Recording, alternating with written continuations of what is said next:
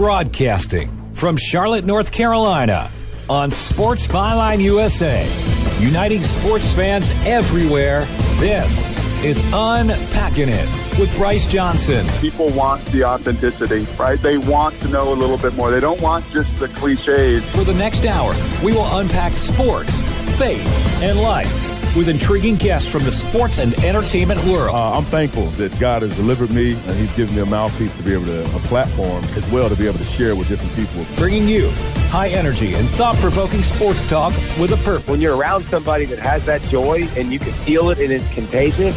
Every day I ask, what does God have in store for me, and how does He want to utilize me in this position that I hold? Now, from his mic to your ears, this is Bryce Johnson. Welcome to Unpacking It. I'm Bryce Johnson, right here on Sports Byline USA. Check out our website, unpackingit.com. You can follow me on Twitter, Bryce Radio.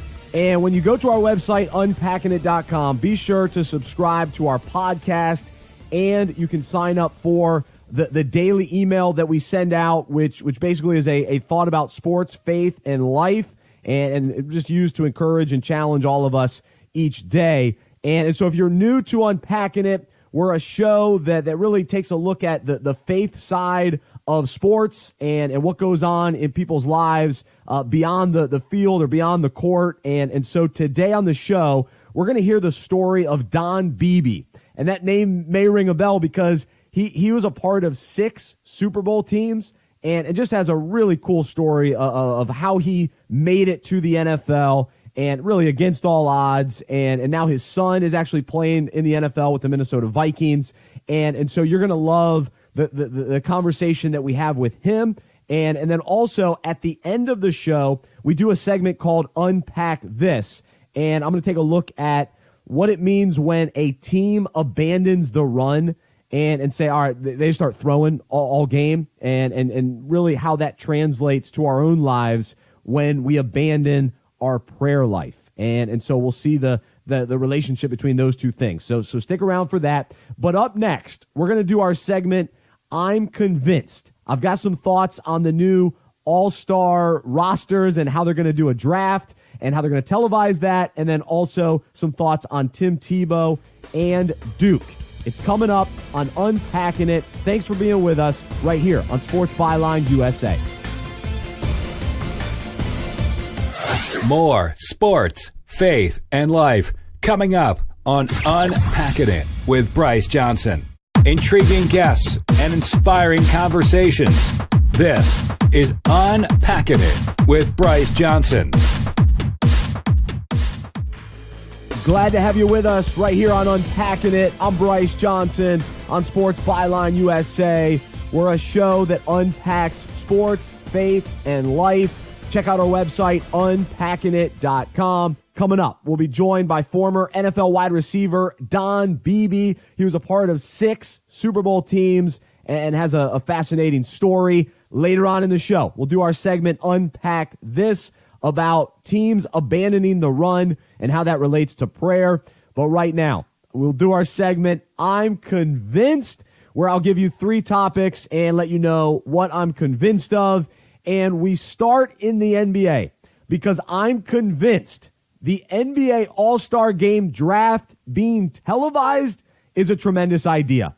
I can't wait to watch it. I can't wait to see the highest vote getters have the opportunity to pick their all-star team, to take a look at the pool of 24 players, 22 besides the captains, and decide who they want to play with on All-Star Sunday. It's going to be just an absolute blast to see the 2 captains go back and forth.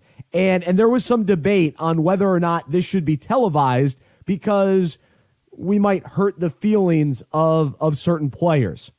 And I'm convinced people shouldn't be so worried about hurting the feelings of the last player picked. We're talking about an all-star player. We're talking about one of the 25 best players in the NBA. And we're concerned that he might get picked last and it's going to be embarrassing for him. I don't see it that way. I'm a fan of the NBA. I can look at the rosters and figure out, oh yeah, he was probably the last guy chosen by the coaches who end up choosing the bench players anyway.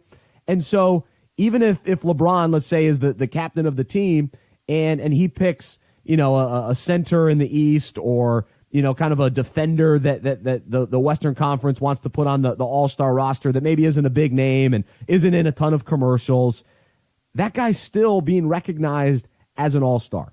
And I just think it's funny that a lot of media members this week were talking about how worried they were that, the poor player who's going to be picked last.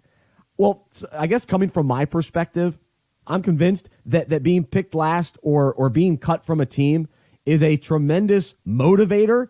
And I was cut from my middle school football team. And I think about it a lot because it was a defining moment in my life. And it motivated me in a lot of different ways and had a huge impact on me in a positive way. And I can remember growing up, there were times where I was the captain and I was picking teams. There were other times where I got picked last or one of the last guys chosen. And either way, you want to prove to other people, hey, I can do this. I can play better. And so I think the guy who ends up getting last, I'm convinced he'll end up having a great game and there will be added value to the whole experience because he got picked last. And so good for the NBA to say, hey, we're going to show this on TV. It's going to be highly viewed. Fans are going to flock to TVs to watch this and to see whether it's Steph Curry and LeBron or Curry and Durant or LeBron and Durant going back and forth selecting guys. I can't wait. It's going to be a lot of fun. All right, number 2 topic. I'm convinced Hollywood couldn't write a better script than the actual real-life story of Tim Tebow. You can't make this stuff up. Did you read this week that it looks like Tim Tebow will start spring training as a member of the AAA affiliate of the New York Mets? Now, he's coming back from a hand injury, but the expectation is that's the level he's playing at right now is AAA. That's the anticipation for next season is at least the AAA level in Syracuse. And so there's a chance now with the new GM that he could actually make the New York Mets roster.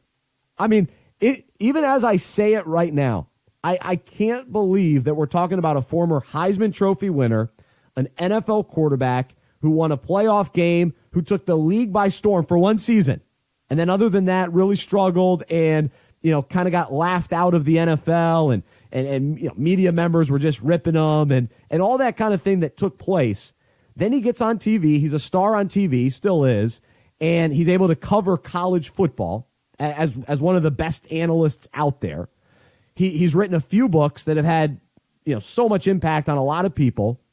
He's still one of the most liked athletes in all of sports, and he's been grinding it out in minor league baseball and has a sport that he had not played since, I guess, high school, and is able to get back to this level at this age, which is so rare for baseball players to peak at this late in life. So many guys, they give the minor leagues a try for the first couple of seasons, but then they eventually go, all right, yeah, I'm going to move on. And so Tim Tebow, right around 30 years old, is playing this well in baseball. I can't wait for the movie, and Hollywood doesn't have to add to it or make anything up because the story is good enough as is. And then you throw in how outspoken he is about his faith and his character and his integrity and the example that he is for perseverance and just being able to go after something. I love it. And I root for him, and I can't wait to see if he's able to make it to the big leagues and just the fan hysteria that will take place and the number of fans that will be really drawn to baseball that wouldn't normally follow baseball. And non-Mets fans that will be buying Tim Tebow jerseys and all that comes with it. But ultimately, it's about him earning that spot. He doesn't want a handout. And I think that's what makes him special, too, is that he's worked his way up the last couple of years when a lot of people thought it was just a joke. It was just a publicity stunt. No, this is the real deal. He wants to play baseball. So I'm convinced he can do it. I'm convinced he'll surprise a lot of people, and he already has. and people are going to have to eat their words that made fun of him early on when he was pursuing this. And then also all those people that ripped him just for being an NFL quarterback, and to think that he'd be able to make it professionally in two sports. There's only a few guys that could ever do that. And so it's a remarkable story. So I love it. I'm pulling hard for him, no doubt about it. All right, last one. I'm convinced this is the most exciting Duke team in years. And I'm a big fan of Duke. And they made a huge statement this week by blowing out Kentucky. Kentucky was ranked higher than Duke. But I'm convinced it's not about having NBA draft prospects, guys that can dunk, guys that can light it up. It's about championships at Duke. And I'm convinced having the most talented freshmen doesn't translate to a championship. And it's not easy to come in year one and get through March Madness and win a championship. Now, a few years ago, Jahlil Okafor, Justice Winslow, Tyus Jones, those guys were able to come in as freshmen and win a championship. But it's not common. Kentucky was able to do that one time as well. But year after year, we've seen now, gosh, it's been almost 10 years where the one and done and all these freshmen come in, and Kentucky and Duke are going after those, guys that end up being drafted in the top 5. But if you go down in the tournament in the Sweet 16 and you've got all this talent, what's the point? Because these guys aren't coming back next year, so you're not building on anything. You have to win a championship right now with all these freshmen. Now, it's easy to say in November, oh, look at all these highly ranked players. They come in game one. They looked phenomenal. And I'm excited to watch them this season. I can't wait for the next Duke game. But as a Duke fan and respecting Coach K, it's about championships. Now, it's hard to win every year. But Nick Saban at Alabama, that's what he's doing. So he's bringing in top talent, but it's about championships. And not to say that Coach K isn't pursuing championships. I just think this is a really hard way to go about it, because it's hard to get these talented players all on the same page, playing this well consistently when they are young, when they are freshmen, and when they're thinking so much about the NBA. So for all those, the people that want to think Duke could go undefeated, Duke's going to blow everybody out every game, we have to remember it's not that easy, and teams have had loaded freshman classes, and it doesn't always translate. It's a long season. March Madness is hard. So that's what I'm convinced of this week. Let me know your thoughts. Bryce at unpackingit.com. Coming up next, Don Beebe joins us on Unpacking It. More sports, faith, and life coming up on Unpacking It with Bryce Johnson. Bringing you unique insight into the faith and character of guests from the sports world. Welcome back to Unpacking It with Bryce Johnson. This is Unpacking It. I'm Bryce Johnson on Sports Byline USA. Coming up in just a little bit, I'm going to talk about teams abandoning the run and how that relates to prayer. Encourage you to check out our website, unpackingit.com. Joining us now is former NFL wide receiver Don Beebe. During his 9 seasons, he played for the Buffalo Bills, Carolina Panthers, and Green Bay Packers, and was a part of 6 Super Bowl teams. And he won the Super Bowl in Super Bowl 31 with the Green Bay Packers. He wrote a book called 6 Rings from Nowhere, a true story of faith, of hope, and of triumph. We're going to hear all about his journey today. Don, thanks so much for joining us. How are you? Bryce, it's great to be here. Thanks for having me on. All right. Well, we're psyched to have you, and we're going to jump into your story in just a moment. But I was just curious. You were known for your speed, and you came from a small school to surprise people in the NFL. And so what wide receivers in the league today do you identify with and enjoy watching? Well, actually, they're my son. That's right. That's right. It's funny you asked that. I have to say him, right? No, he's actually a rookie with the Minnesota Vikings, and we're just praying that the Lord just gives him a platform at that level that he can tell his story too, because he has quite the story himself. But there's a lot of guys that are just great players. I mean, and I was fortunate to play with some great ones. And I just enjoy watching guys that are humble guys that love to play and to bring all the attention to others than themselves. And I enjoy watching those types of players. Well, you mentioned the Minnesota Vikings. Adam Thielen has been one of the best wide receivers this year, and so I'm sure you follow the Vikings closely. What have you thought of his game and his unique story? Well, let's just talk about both of those guys, actually. Adam and Stephon Diggs. Obviously I know a little bit more of the inside of who they are from a character standpoint and their personalities, and because of Chad being their teammate, and I can't rave more about those two guys. Obviously, they're both top 5 in the league, top 10 in the league. And Adam, you could say he's number 1 in the league right now. Yeah. He's putting up stuff that's never been put up, even by Jerry Rice, which is saying something. But they're better, but they're just as good, if not better. Really good guys. I just remember when Chad scored his first touchdown in the preseason game, who went over and got the game ball for him? And it was Stephon Diggs. Wow. I mean, who does that, right? So, I mean, that just tells you the character of those two guys. And Adam has been a real good mentor to Chad, and I couldn't, as Chad's father, I couldn't be happier with the organization and the players that he's with right now. Oh, that's cool. Well, so what's that dynamic been like for you, just as a dad, but as a former NFL player, watching your son and wanting to be an encourager, but also having the insight of knowing how the NFL works and all that sort of thing? What's that balance and dynamic been like with that relationship with your son? Well, it's been great because we talk virtually every day, sometimes 2 or 3 times a day. Cool. And it's I just have a really special relationship with Chad. I've trained him since he was 5, so I was more than just a father. I was also his trainer. I was his high school coach. So we had a different dynamic of just being father-son. And I've always told him, listen, when I'm on the field, I'm coach. When I'm in the car driving home, I'm dad, So, and now, it's just great to be able to, to see, as college coaches and now professionally have that ability to coach the kid that I had when he was younger, coaching him. And it's just a thrill for me my wife gets really nervous. I kind of tend to get a little bit more nervous as a dad than I was a player. As a player, you felt like you were in control of the situation, and you could just go out and do your best. When you're sitting in the stands, it's a little bit difficult.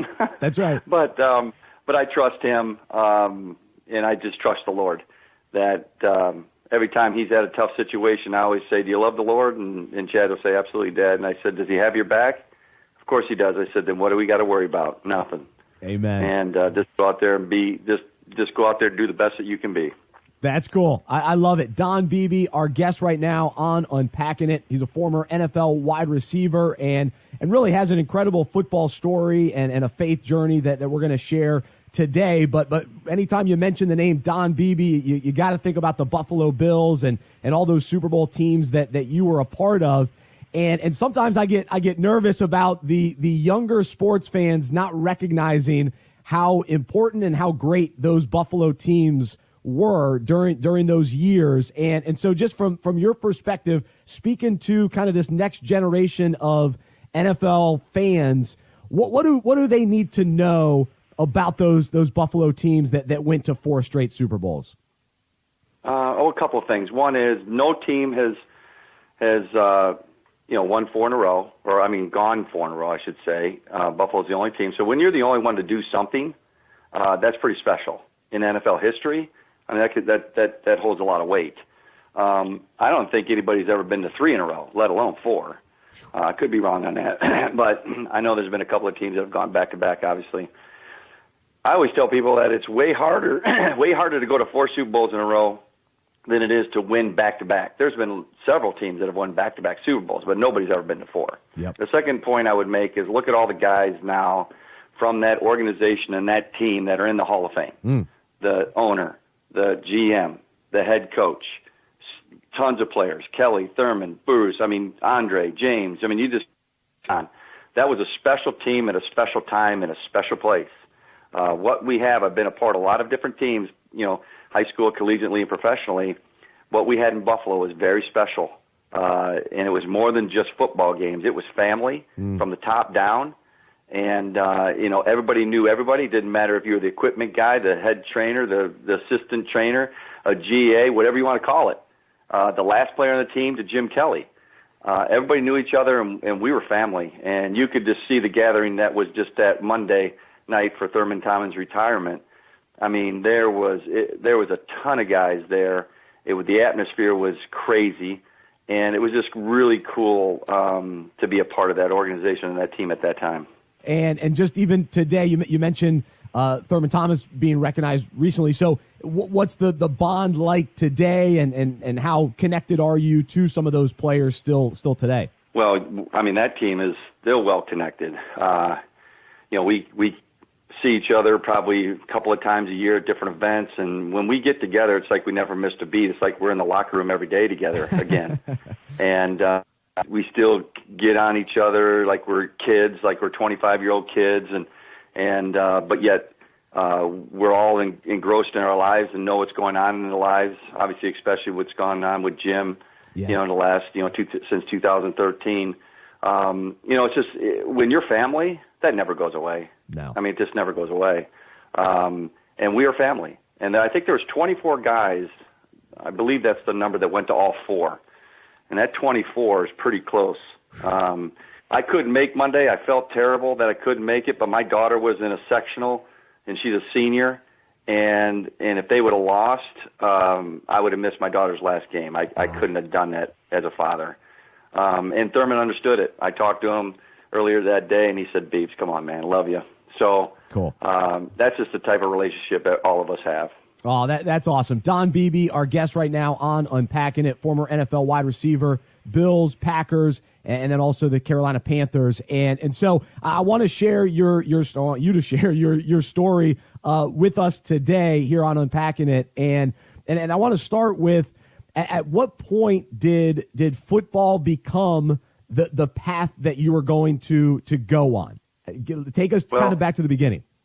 First, I knew at 7, believe it or not, I knew at 7 when I gave my heart to Christ that I wanted to play or do something special in sports. I mean, that was just me as a very young boy, extremely active.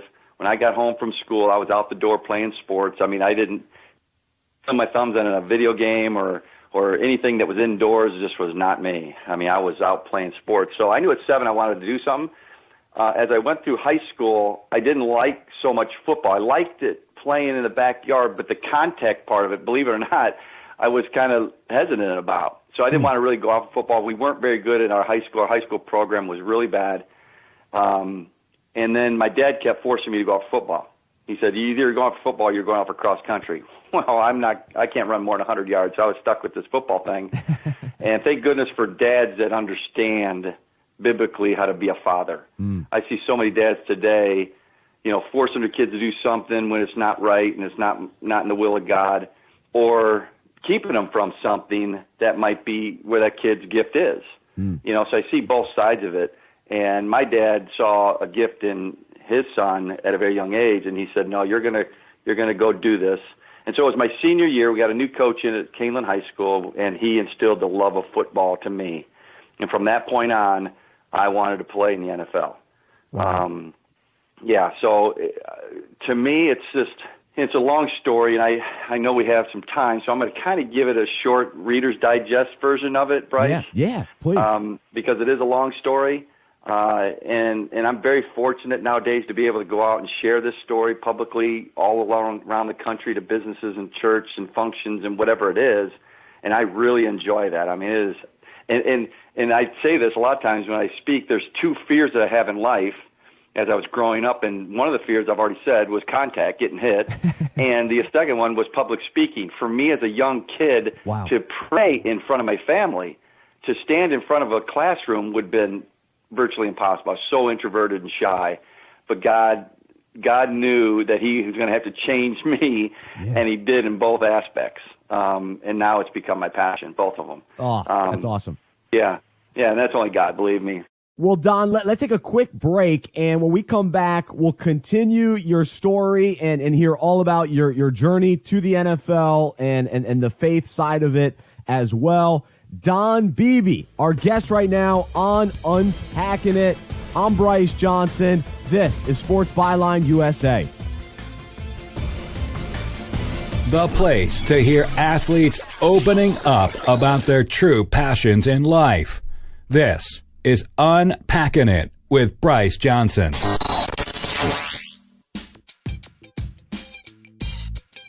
Fantasy football is the best. You compete with your friends and family all season long, and when you win, it's so exciting. I have won 2 rings myself, and as fun as fantasy football already is, what if we played with more purpose and meaning? Well, at Fantasy Football Fellowship, we created a way for you to have league meetings throughout the season to discuss how fantasy relates to our lives and the Bible. Each week, we have content, topics, and questions that allow fantasy owners to connect intentionally with each other and to God. We'll help your league have conversations about fantasy, faith, and life as you go from the draft to the championship. Play fantasy football and change your lives. Sign your league up today at fantasyfootballfellowship.com. Going beyond the field, this is Unpacking It with Bryce Johnson on Sports Byline USA. Thanks so much for being with us today on Unpacking It. I'm Bryce Johnson. You're listening to Sports Byline USA, and we're in the middle of a conversation with Don Beebe. And if you missed any part of the interview last segment, be sure to check out our podcast on unpackingit.com and anywhere podcasts are found, and you can subscribe to the podcast so that you never miss anything, and appreciate everybody that listens on the radio each week as well. And so glad to have you a part of things today. But man, Don Beebe is such a legend because he's a part of those great Buffalo Bills teams that went to 4 straight Super Bowls. And even though they lost, those guys are legends. And so we're hearing the story of Don today. And he played wide receiver, played for the Bills, the Panthers, and the Green Bay Packers, was in 6 Super Bowls because he also won one with the Green Bay Packers and went to another one as well. And he wrote a book called 6 Rings from Nowhere, a true story of faith, of hope, and of triumph. And so we're gonna pick up the story with Don right now as he's making his way into college football and then ultimately into the NFL. And it's just a crazy story of how God really orchestrated a lot of details and it was very evident in his life. And so let's continue the story. And Don, just pick up right where we left off. I out of high school, nobody really came after me except a Division I 2A school at that time was Western Illinois, and they were the only school that gave me a full ride scholarship. And as a father and a parent, I mean, that's everything. Getting your kids college paid for. That's right. 19, who cares? 18, right? So I go there. I go down to the 2-week camp, and I went at 165 pounds, and it was a really hot summer. Our coach was the ex-Marine drill sergeant. This was his first year coaching football, and it was like going to boot camp, and it was awful experience. Still probably, arguably, the worst 2 weeks of my life. I lost 21 pounds. I couldn't eat. I was homesick. It was just an awful experience. Now, a lot of that is I wasn't ready really to leave home to go away to college. I wasn't ready for the college scene. I was girl sick. I've been dating this girl in my junior year in high school. Met her in kindergarten. She's now my wife of 4 kids. So I love it. I mean, I left. Yeah, I know, crazy. I left, went back home, and dropped out of school completely for 3 years. Wow. I mean, I know, crazy. And then after 3 years, I felt that itch to go back because I had such a bad taste in my mouth after that 2 weeks. I had an itch to go back and play this football, and I felt the Holy Spirit keep saying, go back, go back. And I was like, Lord, what do I do? Where do I go? Well, out of the blue, Western Illinois calls me back 3 years later. Now, who does that? I mean, think about that for a second. Why didn't they call the first year or the second year? Well, God knew I wasn't ready. But third year, the 3 years later, the coach calls me and tells me, they'd like to have me back, but he said you only have 2 years left because my eligibility clock had started, and I didn't know that. Oh. So I went back for the 2-week camp again in 1986 because I graduated from high school in 83. And they told me I was ineligible for lack of transfer credit hours because I picked up some night classes at a JUCO. And again, I didn't know that. So now I had to leave that school, go back the spring of that following year with now only 1 year of eligibility with a passion and dream to play in the NFL. Now, give me a break, right? I mean, that's crazy. So I played. I landed up getting the starting job during the spring drills, and my NFL career actually started before my college career ever got off the ground. Whoa. I had a pro scout come through Western Illinois, and it was pro day, combine day, and before I had ever played, okay, they were running the 40-yard dash, the guys that were going to be seniors. Well, that was me. I wasn't even invited. I just happened to walk out of class, walked into Western Hall where they were running on the indoor track. Again, Holy Spirit leading me into that facility. Yeah. Because I wasn't even invited. And so I went up and asked the coach what was going on, and he told me 5 scouts in the NFL are here doing, timing guys that are going to be seniors in the 40. I said, well, man, I'd like to do it. It'd be kind of crazy. It would be awesome, And coach said, well, you're not on any film, Don. It's no big deal. And I said, no, I'd really like to do it. It'd be kind of cool. So he asked the Dallas scout, and the Dallas scout said, yeah, let him run. Who cares? I was in jeans, shorts, and sandals, typical college attire, okay, and a tank top. And they were not going to let me go back to my dorm room and get my shoes, my running shoes, and they weren't even going to let me warm up. So I kicked off my sandals and jean shorts without warming up, got in line, and I ran down the track pitter-pattering barefoot and ran a 4.32. Oh. And that set the all-time record on that track. Now, at that time, Bryce, I had never been timed before, so I had no idea what I could run. Whoa. And after I got done, that scout with the star on his chest came walking right over to me and saying, what's your name? I said, Don Beebe. Don Beebe, what number are you on film? I said, well, I'm a fifth-year senior. I've never played before. And he starts laughing. And he shows me the watch. He says, I've been doing this 21 years. I've never timed anybody that fast on my watch. Man. He says, well, keep your eye on you. So that's when my NFL career actually started. Again, God. Oh. Okay, the Lord just opening the door. So I had a great year at Western, but then I had a decision. Was I going to enter the draft or go to an NAI school, really small schools in the country, which I knew nothing about. But I had to transfer within that 3-week Christmas break to be eligible for the next fall. Crazy story. Yeah. I decided I was going to go one more year because I was probably free agents just don't hardly ever make it. Hardly. Okay. And I might even not guaranteed even a free agent shot up until this point. So the Lord led me to this place called Shatter, Nebraska. I never knew where Nebraska was. Being from Chicago, I knew Nebraska was west. Okay, but I had to get out my atlas. Of course, they were road atlases back then, and see where Nebraska was. And it was, I was looking around Omaha and Lincoln and used to, all kinds of things, like movie theaters and just people in general. But no, it was in the northwest corner, 2 hours south of Mount Rushmore, in the middle of nowhere, Nebraska. And I was like, oh my gosh, there's no way I'm going out there, Coach. Because he called me and asked me if I'd go. And the reason I went out there is he recruited me when he was at Western Illinois 5 years previous, and now he's the head coach out of Shadron. And I said, Coach, there's just no way. I'm engaged to be married now. It's 15 hours away from home. I can't do that. I got to go to a school that is the NFL Mecca, right? That they're going to notice me. Well, how in the world is anybody going to get noticed from Shadron State, Nebraska? Only God. Okay, only God. So I go out there, complete faith that the Lord was going to take care of me and my wife, because we had no job, we had no income, we had no place to live when we trekked out there, but we had complete faith that God was going to take care of everything. And before we woke up, an elderly lady knocked at our window of our door to our car because we were in the car spending the night in a car in the football parking lot because we didn't have any money to buy a hotel room. So she was the nicest lady we still probably have ever met. She found us a job because she owned the drugstore with her husband downtown and a place to live, what they call mother-in-law houses of a friend of hers. And before we even woke up, God took care of all that. And so I had a great year at Shadron, okay? And then they were coming up and stuff like that, and I was like, okay, Lord, I don't know what to do. I'm done with football, but I want to play in the NFL. The Lord just opened a door, and I'm willing to walk through it. Well, lo and behold, a guy by the name of Bill Giles, who's a combine scout, not for one team specifically. He's a combine scout, which his job is to go around the country, and his region was the Midwest, to help find the top 300 players in all of college football. Now, it's all the Division I big programs, SEC, Big Ten, you name it. And, yes, the NAI Shadron States.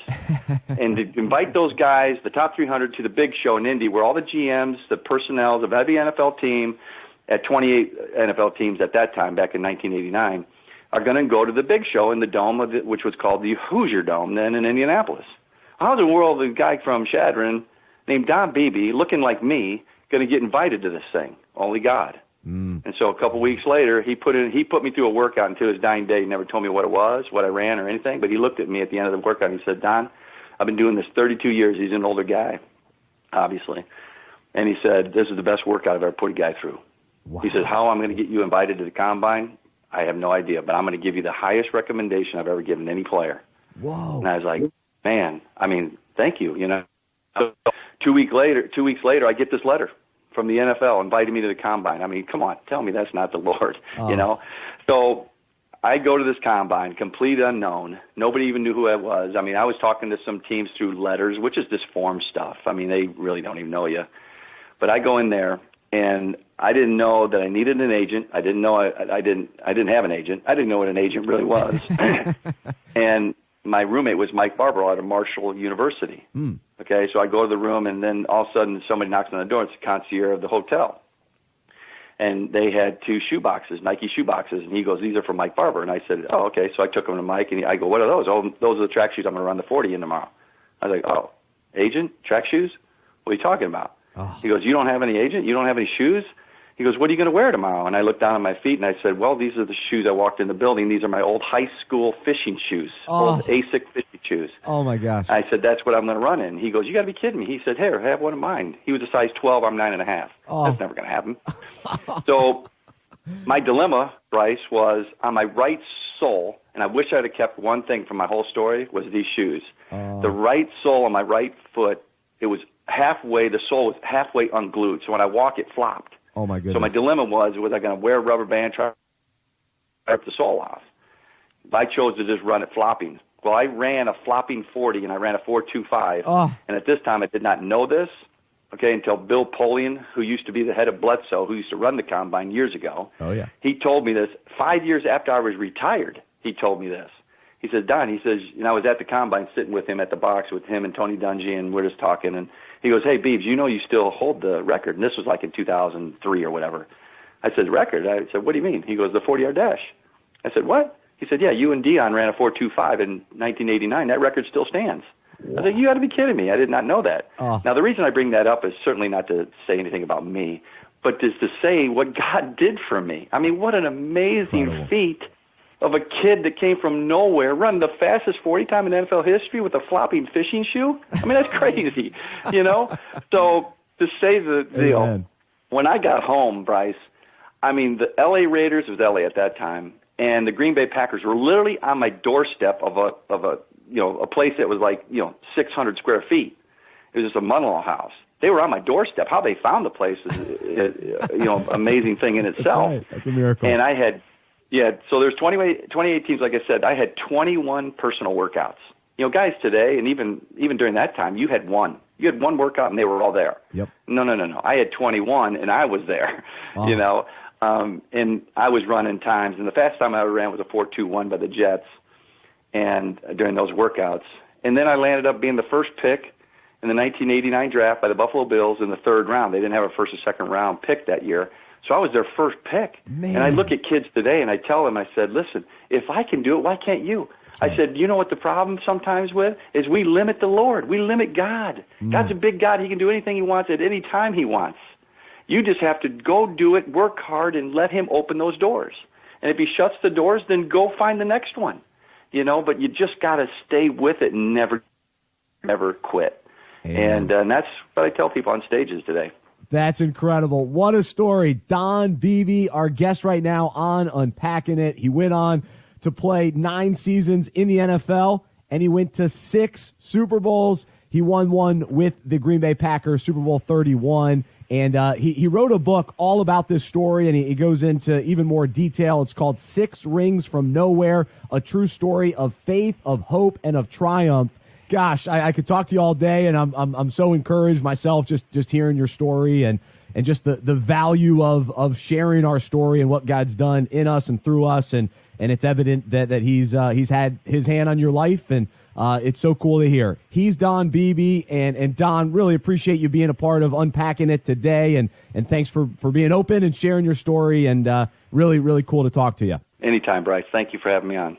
He's Don Beebe. This is Unpacking It. Coming up next, we've got our final segment for the day. We call it Unpack This.